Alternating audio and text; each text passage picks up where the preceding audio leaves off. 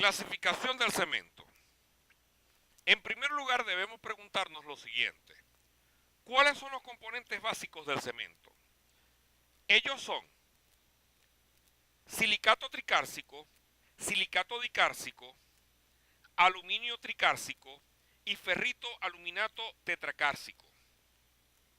Es importante destacar que estos productos se forman en un horno debido a una serie de reacciones que ocurren a altas temperaturas, por lo general a unos 1500 grados centígrados, entre los elementos de la materia prima, constituidos principalmente por lima, silica, alumina y óxido de hierro. De hecho, en el proceso de manufacturación la materia prima seleccionada es molida hasta alcanzar un tamaño muy fino, y su proporción es definida de manera que la mezcla de los componentes finales ya enunciados tenga una composición deseada. Posteriormente, después de mezclada la materia prima, es suministrada dentro de un horno donde se convierte en clinker.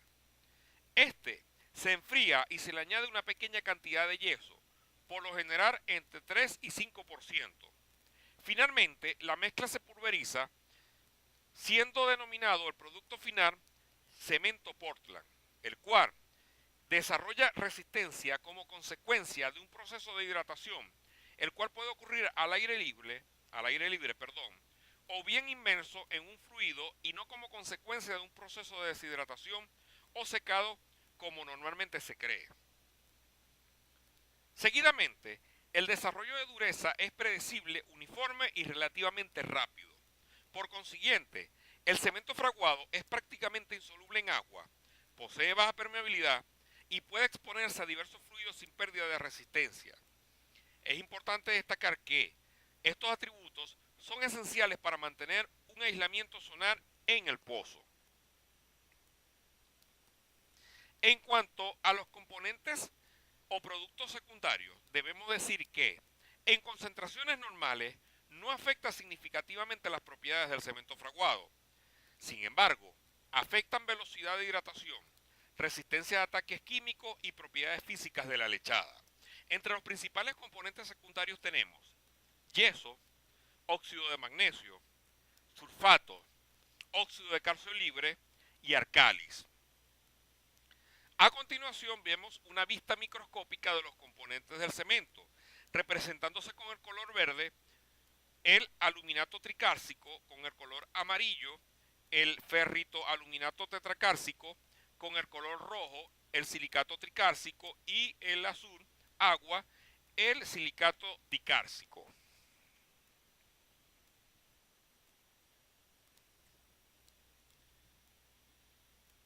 A continuación respondemos dos interrogantes. ¿Qué se conoce como MSR?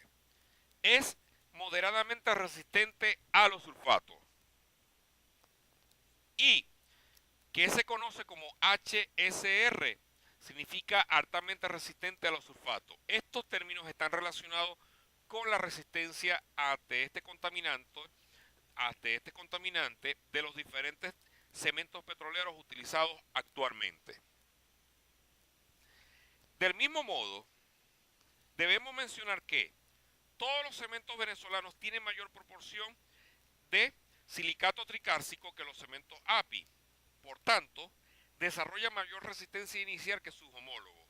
Sin embargo, todos están por debajo del 70%, que es el límite del máximo del cemento Portland. Ahora bien, en relación a la cantidad de aluminio tricárcico, podemos decir que el cemento B tiende a ser más acelerado por tener más aluminato tricárcico que su homólogo. Asimismo, resulta más débil al ataque de los sulfatos. El cemento G cumple con el estándar. En cuanto al H nacional, es de alta resistencia al ataque de los sulfatos por su baja concentración de este componente, es decir, aluminato tricárcico. En relación al tamaño de las partículas, los cementos petroleros G y H cubren menos cantidad de área superficial que los B y A. Por lo tanto, son granos más gruesos que requieren menos agua para alcanzar las propiedades de lechadas exigidas por API. En líneas generales, los granos de los cementos nacionales son más finos, por lo tanto, son más difíciles de mezclar con la cantidad de agua recomendada por el Instituto Americano del Petróleo. En cuanto a la clasificación de los cementos usados actualmente en la industria petrolera, debemos decir que el cemento Portland se diseña cumpliendo ciertas especificaciones químicas y físicas que dependen de su aplicación. Ahora bien, como habíamos dicho anteriormente, las normas API establecen las clases de cementos a ser utilizados en la industria petrolera. Por consiguiente, las condiciones varían desde el punto de vista de congelación hasta unos 700 grados Fahrenheit en pozos perforados para inyección de vapor. Por tanto, a continuación se muestra la clasificación de los cementos según el Instituto Americano del Petróleo. En primer lugar, debemos decir que el cemento clase A, el cual se puede utilizar en hasta profundidades de 6.000 pies, el cual no posee requerimiento especial. Este es equivalente al tipo ACTM1 de construcción. Es importante destacar que la máxima temperatura que se puede alcanzar con este tipo de cemento es de 170 grados Fahrenheit.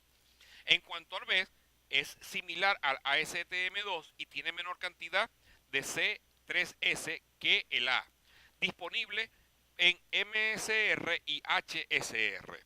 Igualmente se puede utilizar, valga la redundancia, hasta 6.000 pies de profundidad e igualmente un límite de temperatura equivalente a 170 grados Fahrenheit. Del mismo modo, el cemento clase C puede ser utilizado igualmente hasta 6.000 pies. Este es efectivo cuando se requiere utilizar ante alta resistencia inicial o cuando se requiera alta resistencia inicial, valga la redundancia. Posee alto contenido de C3S. Adicionalmente están disponibles en 3 diferentes grados de resistencia a los sulfatos. Este es similar al cemento ASTM3 para la construcción. En cuanto al clase D, este se utiliza por lo general a profundidades comprendidas entre 6.000 y 10.000 pies y temperaturas límites equivalentes a 260 grados. Este se recomienda en condiciones de presión y temperaturas moderadas o altas. Se encuentran disponibles en 2 grados de resistencia a sulfato, MSR y HSR. Asimismo, la relación área-volumen es alta. En cuanto al cemento clase E, el cual puede ser utilizado hasta profundidades comprendidas entre 10.000 y 14.000 pies y temperaturas máximas a 290 grados, se recomienda en condiciones de presiones y temperaturas altas. También se encuentran disponibles en 2 grados de resistencia a los sulfatos, MSR y HSR. En cuanto al cemento clase F, este puede ser utilizado entre 10.000 y 14.000 pies hasta una temperatura máxima de 320 grados. Este se recomienda en condiciones extremas de altas temperaturas. Disponible igualmente en 2 grados de resistencia a los sulfatos, MSR y HSR. Es importante agregar que los cementos A, B y D y C son conocidos como cementos retardados, o estos tres últimos, perdón, lo que es E, F y D, valga la redundancia. Estos tres son conocidos como cementos retardados y tienen una cantidad reducida de reactivos de rápida hidratación. Es importante destacar que también podemos conseguirnos los cementos G y H, los cuales podemos utilizar hasta 8.000 pies de profundidad y temperaturas máximas de 200 grados en Fahrenheit, por supuesto. Es importante agregar que estos cementos están desarrollados para ser utilizados con aditivos, tanto aceleradores como retardadores, para cubrir un amplio rango de temperatura. Es importante destacar que no deben agregarse licor ni acetato durante la manufactura, solamente deben agregarse yeso y agua. Estos se encuentran disponibles en 2 grados de resistencia a los sulfatos, MSR y HSR. Por consiguiente, químicamente hablando, el cemento G y el H son idénticos. La única diferencia existente entre ellos es el tamaño de grano. De hecho, el H es mucho más grande, como se evidencia por su menor requerimiento o requisito de agua. Finalmente, debemos hablar sobre el control de calidad de cemento de fábrica. Igualmente, debemos destacar que se toma la muestra de la gandola que transporta el cemento desde planta hasta tanques de almacenamiento. Igualmente, debe pedirse certificación de análisis físico y químicos del fabricante para ver si el cemento cumple con los requerimientos de un cemento tipo 1 según normas Covenin y ASTM. Seguidamente, se le hace un control de calidad al lote de cemento de sus propiedades físicas y las comparamos con los requerimientos API clase A, ya que el cemento tipo 1 es similar al cemento clase A de API. Posteriormente, si el cemento es tipo H, tanto las propiedades físicas y composiciones químicas son comparadas, valga la redundancia, con los requerimientos correspondientes a un cemento clase H de la API. En quinto lugar, si el cemento cumple con los requerimientos mínimos exigidos en el control de calidad, se procederá a ser utilizado en las cementaciones de pozo. Sexto, se hará el diseño de la lechada de acuerdo a las exigencias del pozo. Siete, los aditivos involucrados en el diseño de la lechada deben ser de buena calidad, que estén dentro del rango de uso en cuanto a temperatura y concentración se refiere. Y por último, el agua que se utiliza en la prueba debe ser la misma que va a ser utilizada en la cementación y la más limpia que se disponga en la locación. Y si el agua es potable, sería mucho mejor.